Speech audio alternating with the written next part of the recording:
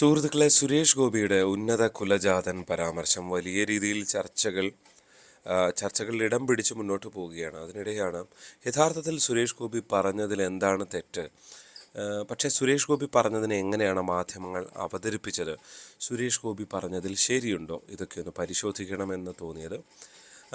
യഥാർത്ഥത്തിൽ മാധ്യമങ്ങളുടെ ഒരു വലിയ ടോക്സിസിറ്റി, അതായത് ഒരു ഹെയ്റ്റ് ക്യാമ്പയിൻ ഫലത്തിൽ സുരേഷ് ഗോപിക്കെതിരെ കാലങ്ങളായി നടന്നു വരാറുണ്ട്.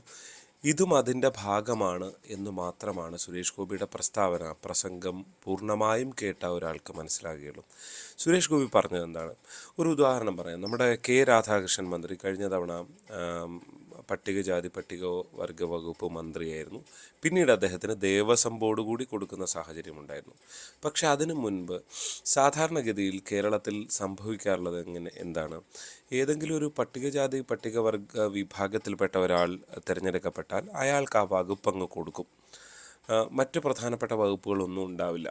അതായത് ഏതോ ഒരു പട്ടികവർഗക്കാരൻ വന്ന് അവൻ ആ ജാതിക്കാരനായതുകൊണ്ട് ഈ വകുപ്പാണ് അവന് വേണ്ടത് എന്ന കൃത്യമായ ഒരു ചിന്തയുടെ അടിസ്ഥാനത്തിൽ, എവിടെ ഒളിഞ്ഞു കിടക്കുന്ന ചിന്തയുടെ അടിസ്ഥാനത്തിൽ അവർക്ക് അങ്ങനെ ഒരു വകുപ്പ് കൊടുത്തങ്ങ് ഒതുക്കുന്ന കാഴ്ചയാണ് കാണുന്നത്.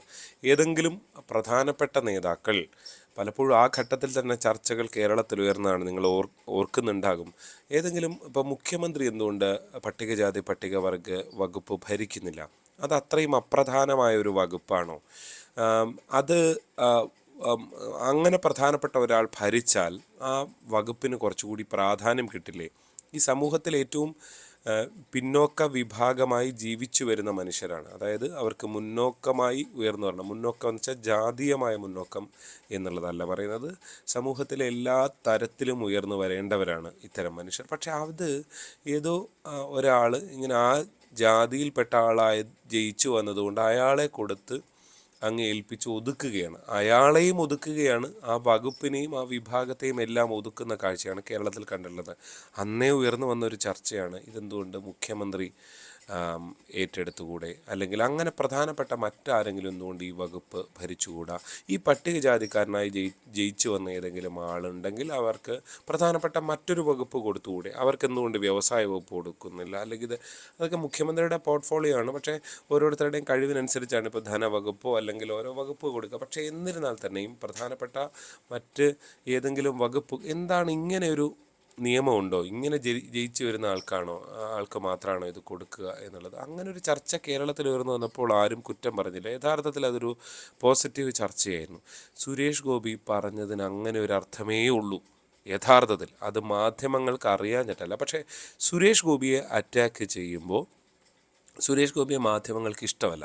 സുരേഷ് ഗോപി മാധ്യമങ്ങൾ തമ്മിൽ കഴിഞ്ഞ കുറേ കാലമായി ഒരു ഒരു അകലമുണ്ട്. അതിന് സുരേഷ് ഗോപി എടുക്കുന്ന നിലപാടുകൾ, സുരേഷ് ഗോപി മാധ്യമങ്ങളെ നിശിതമായി ആക്രമിച്ചുകൊണ്ട് പ്രതികരിക്കുന്ന അടക്കമുള്ള നിലപാടുകൾ അവിടെ പ്രധാനപ്പെട്ടതായിരിക്കാം. അല്ലെങ്കിൽ സുരേഷ് ഗോപി ഒരു ക്യാരക്ടറിൽ നിന്ന് പുറത്തിറങ്ങുന്നില്ല. സുരേഷ് ഗോപിയുടെ ശൈലി പ്രശ്നമാകുന്നു.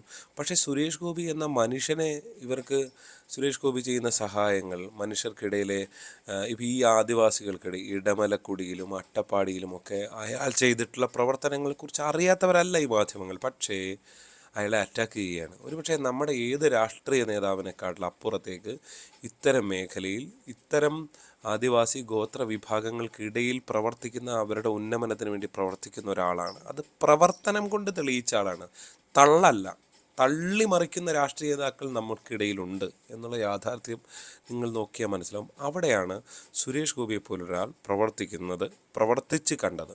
അങ്ങനെ ഒരാൾ പറയുകയാണ്, തീർച്ചയായും ഒരു ഉന്നത കുലജാതൻ ഈ ഗോത്ര വകുപ്പ് ഭരിക്കണം എന്ന് പറഞ്ഞിട്ടാണ് മാധ്യമങ്ങൾ ഈ വാർത്തയെല്ലാം കൊടുക്കുന്നത്. അവർ രണ്ടാമത്തെ ഒരു വരി കണ്ടില്ല എന്നുള്ളതാണ്. അത് കാണാഞ്ഞിട്ടേ അല്ല. സുരേഷ് ഗോപി അതിനോടൊപ്പം ചേർത്ത് പറയുന്നുണ്ട്, ഒരു ഈ ഗോത്രവർഗ വിഭാഗത്തിൽപ്പെട്ട ഒരാൾ മറ്റേ ഉന്നത ഏതെങ്കിലും ഒരു പദവി, മറ്റു വകുപ്പ് ഭരിക്കട്ടെ.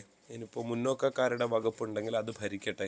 അതായത് ഒരു സാമൂഹിക സമത്വം, പട്ടികജാതിക്കാരനെ പട്ടികജാതി വകുപ്പ് ഭരിക്കാൻ പാടുള്ളൂ, അല്ലെങ്കിൽ അങ്ങനെ ഒരു തിരിച്ച് ഉന്നത കുലജാതൻ, ഇപ്പോൾ മുന്നോക്കക്ഷേമ കോർപ്പറേഷനൊക്കെ ഉണ്ടല്ലോ, അത് ഭരിക്കട്ടെ എന്നൊക്കെ പറയുന്ന ഒരു ചിന്താഗതിയെ അട്ടിമറിക്കുന്ന ഒരു എന്താ പറയുക, പരസ്പരം ചേർന്ന് പോകുന്ന ജാതി അല്ല ഇതൊന്നും തീരുമാനിക്കുന്നതിന് കാരണം എന്ന് ജാതീയത ഇല്ലാതാക്കുന്ന ഒരു പ്രസ്താവനയാണ് സത്യത്തിൽ യഥാർത്ഥത്തിൽ സുരേഷ് ഗോപി നടത്തിയത്.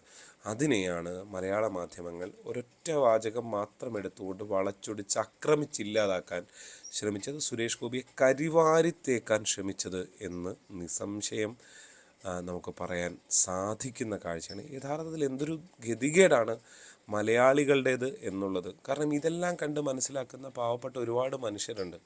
ആ മനുഷ്യരെ തെറ്റിദ്ധരിപ്പിക്കുകയും അവരെ എന്തിനാണ് ഇങ്ങനെ എന്നുള്ളതാണ്. ഇപ്പോൾ അതേപോലെ തന്നെയാണ് ജോർജ് കുര്യൻ്റെ പ്രസ്താവന. ജോർജ് കുര്യൻ അപ്പോൾ പിന്നോക്ക സംസ്ഥാനങ്ങളുണ്ട്. ആ പിന്നോക്ക സംസ്ഥാനങ്ങൾക്ക് പ്രത്യേകമായി കൊടുക്കുന്ന എന്താ പറയുക ആനുകൂല്യങ്ങളുണ്ട്. എല്ലാ സംസ്ഥാനങ്ങളും ഇപ്പോൾ കാശ്മീരിന് കൂടുതലായി പരിഗണിക്കുകയോ അല്ലെങ്കിൽ വേറെ ഏതെങ്കിലും സംസ്ഥാനങ്ങൾക്ക് പരിഗണിക്കുകയോ ചെയ്യുമ്പോൾ അതേപോലെ ഒരു സംസ്ഥാനമല്ല കേരളം. അപ്പോൾ കേരളം ഒരു പിന്നോക്ക സംസ്ഥാനമാണോ? അപ്പോൾ മറ്റുള്ളവർക്ക് കൊടുക്കുന്ന കേരളത്തിന് കൊടുക്കാൻ കഴിയുമോ? ഇങ്ങനൊരു ചോദ്യമേ അദ്ദേഹം ചോദിച്ചിട്ടുള്ളൂ. യഥാർത്ഥത്തിൽ എന്തൊരു കഷ്ടമാണ് അത് ആയുധമാണ്. കാരണം അവിടെ കോൺഗ്രസും CPM-ഉം ഒരുമിച്ച് ഒരേ എന്താ പറയുക ഒരമ്മ പെറ്റ മക്കൾ എന്ന നിലയിൽ തന്നെ പെരുമാറുന്നു എന്ന് പറയേണ്ടി വരുന്ന ഒരു കാഴ്ചയാണ് യഥാർത്ഥത്തിൽ കഴിഞ്ഞ 2-3 ദിവസമായി മാധ്യമങ്ങളിൽ കണ്ടത്. ഇതിൻ്റെ വസ്തുത മനസ്സിലാക്കിയ വസ്തുത അങ്ങനെ പറഞ്ഞു. ഒരു കാരണവശാലും സുരേഷ് ഗോപിക്ക് എന്താ പറയുക സുരേഷ് ഗോപി പറഞ്ഞതിൽ എന്തെങ്കിലും തെറ്റുണ്ട് എന്ന് തോന്നിയിട്ടില്ല. പിന്നെ സുരേഷ് ഗോപി പറഞ്ഞു, നേരത്തെ പറഞ്ഞ ജാതീയമായ താഴമൺ തന്ത്രി കുടുംബത്തിൽ ജനിക്കാൻ ആഗ്രഹം അത് അദ്ദേഹത്തിൻ്റെ ആഗ്രഹമാണ്. കാരണം ആ തന്ത്രി കുടുംബത്തിൽ ജനിച്ചാൽ മാത്രമേ ശബരിമല തന്ത്രിയാകാൻ കഴിയുകയുള്ളൂ. അതൊരു വലിയ പദവിയായി അതൊരു പ്രധാനപ്പെട്ട ആത്മീയമായ സ്ഥാനമായി അദ്ദേഹം കാണുകയാണ്. അതൊരു ജാതീയമായ സ്ഥാനമല്ല, അതൊരു ആത്മീയമായ സ്ഥാനമാണ്.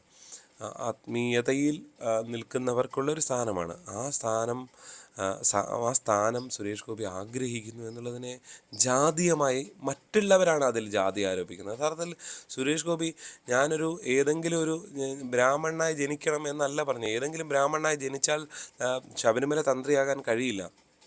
ആ തന്ത്രി കുടുംബത്തിൽ താഴമൺ കുടുംബത്തിൽ തന്നെ ജനിച്ചാലേ ആകുകയുള്ളൂ. അവിടെയാണ് യഥാർത്ഥത്തിൽ ഈ കേൾക്കുന്ന ആരെങ്കിലുമൊക്കെ നിങ്ങളൊന്ന് ചിന്തിച്ചു നോക്കുക. ഇതേപോലെ വിമർശനം ഉന്നയിക്കുന്ന CPM-കാരും കോൺഗ്രസ്സുകാരും ഒക്കെ നിങ്ങളുടെ ചുറ്റുവട്ടത്തിൽ ജീവിക്കുന്നുണ്ടാകും. അവരുടെ എത്ര പേർ അവർ ജാതി നോക്കി അവരുടെ മക്കളെ വിവാഹം കഴിച്ചു കൊടുത്തിട്ടുണ്ട്? അവർ വിവാഹം കഴിച്ചത് എങ്ങനെയാണ്? ഇതെല്ലാം ഒന്ന് നോക്കിയാൽ നിങ്ങൾക്ക് മനസ്സിലാകും. യഥാർത്ഥത്തിൽ സുരേഷ് ഗോപി അല്ല പ്രശ്നം. ഇതിനെ വളച്ചു ധരിച്ച മാധ്യമങ്ങൾ മാത്രമല്ല, രാഷ്ട്രീയ നേട്ടമുണ്ടാക്കാൻ ശ്രമിച്ച പുരോഗമന രാഷ്ട്രീയ പ്രസ്ഥാനങ്ങളാണ് യഥാർത്ഥത്തിൽ ജാതി ഉപയോഗിച്ച് കളിക്കാൻ ശ്രമിച്ചത് എന്ന് തന്നെ നിസ്സംശയം പറയാം. ജാതി ഓരോരുത്തർക്കും കാർഡാണ്, ഓരോ സമയത്ത് അത് ഉപയോഗിക്കുന്നുവെന്ന് മാത്രമേ ഉള്ളൂ. അതാണ് ഈ വിഷയത്തിൽ പറയാനുള്ളത്. മറ്റൊരു വിഷയമായി വീണ്ടും കാണാം. നന്ദി.